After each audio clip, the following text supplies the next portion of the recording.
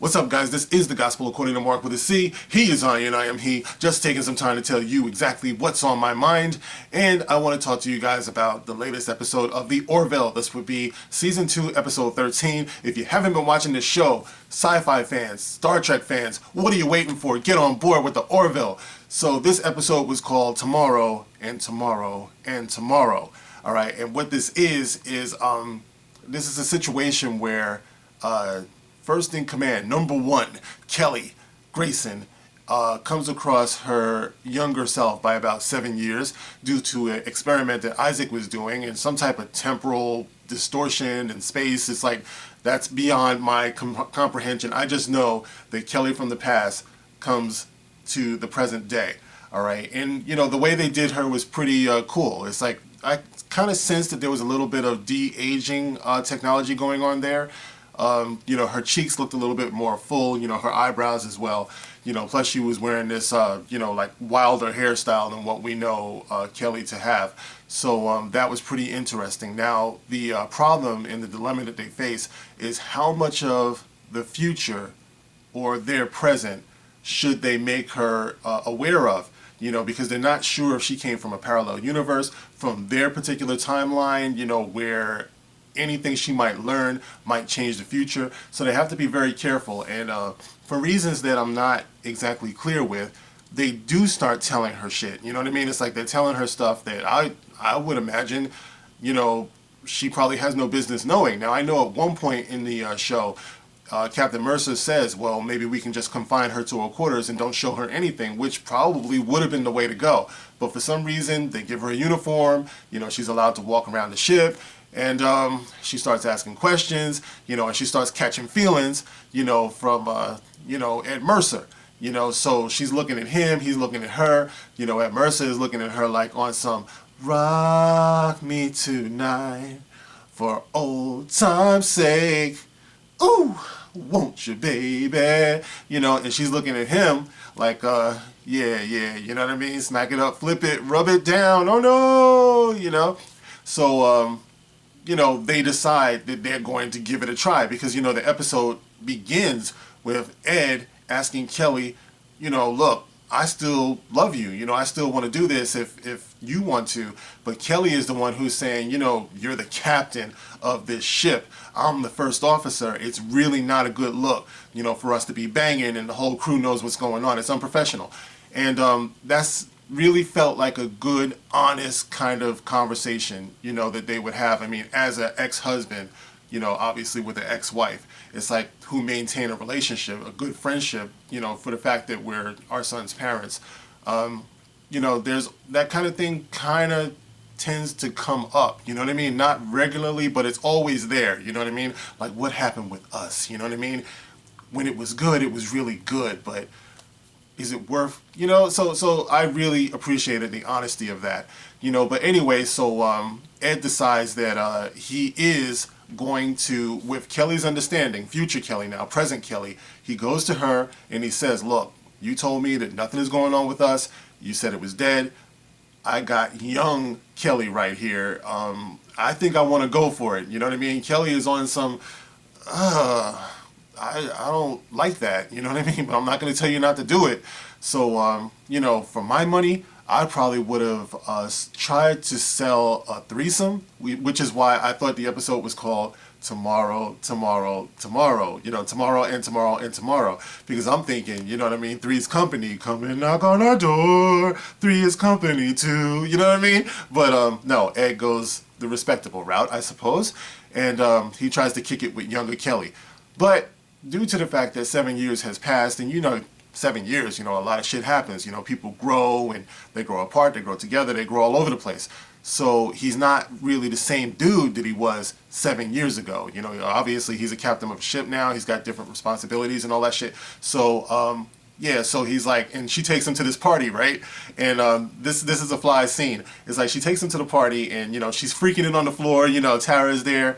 I think her name is Tara, right? Is it Tara? So, you know, and the funny thing about it is that, you know, Kelly Adrian Palaki, I think her name is, you know, she's got the cutest, skinny little legs, you know what I mean? Like, but, you know, for some reason I'm attracted to this chick, even though she's way too skinny for my taste, but still, she's hot, man. And Tara on that dance floor, guys, did you see her? She's hot, man. I appreciate that. So anyway, if I was Ed, I would have been on the dance floor freaking both of them. Like, yeah, baby, you know what I mean?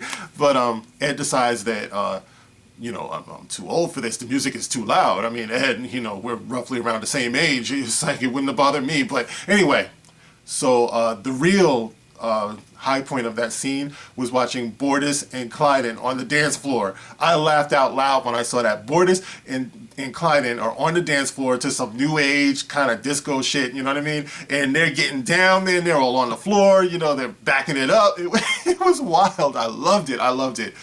Bortus, see, this is the thing about the Orville. It's like they are doing such an amazing job of endearing these characters to us. I so appreciate that, man.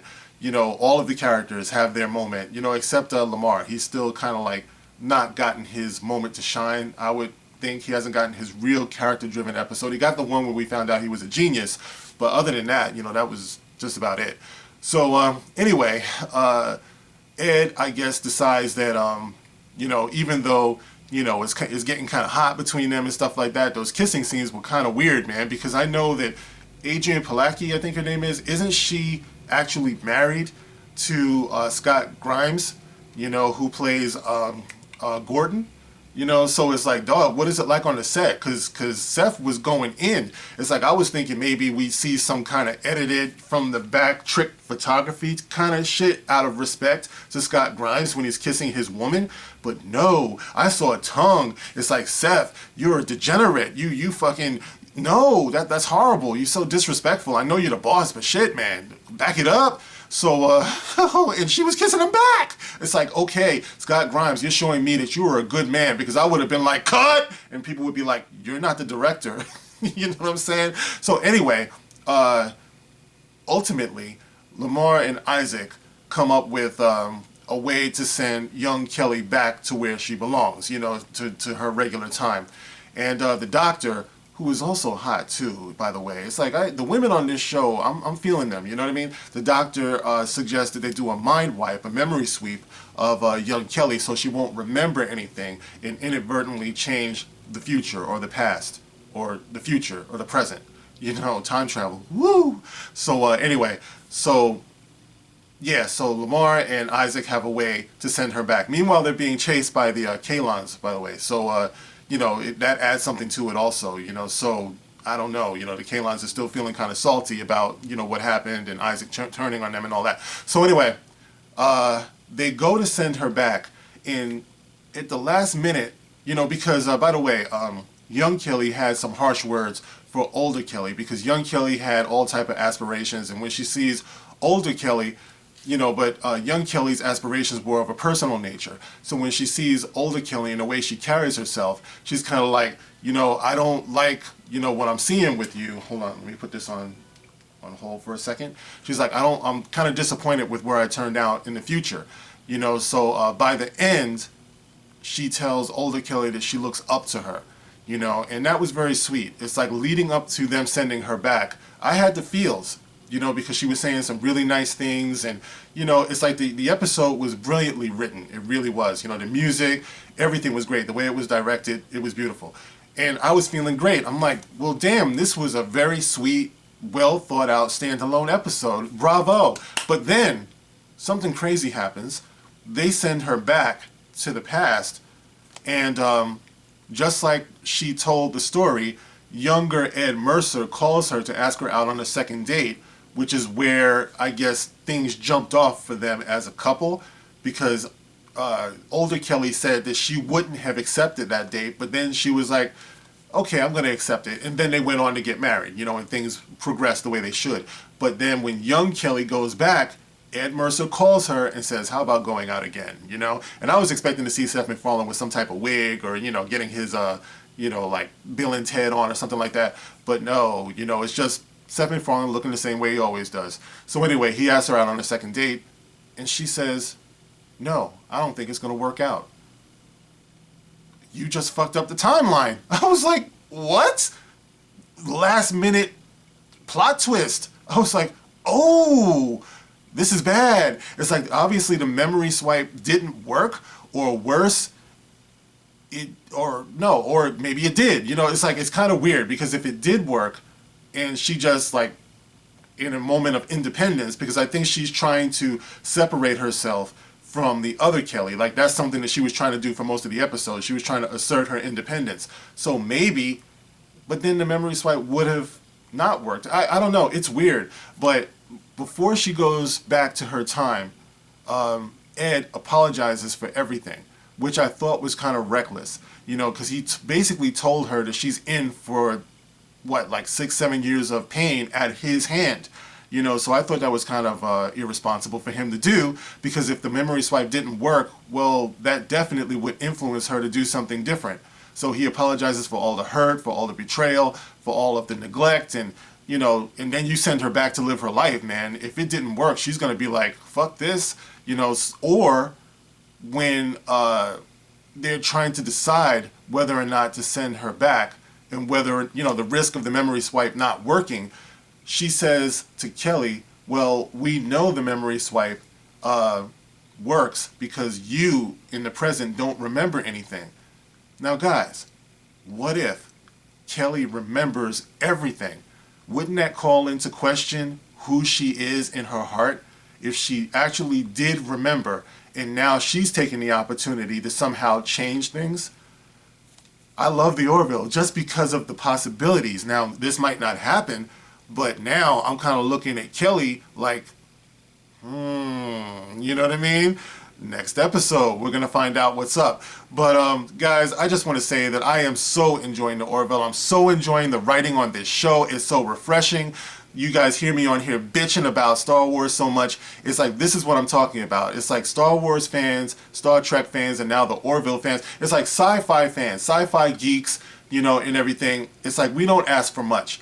It's like, if you give us something that we can feel, if you give us something that can make us think and can make us excited and things like that, then we're going to be happy. And the Orville has made me happy. So very happy, baby. And I look forward to every episode. It's must-see TV for me. I rhyme without even trying.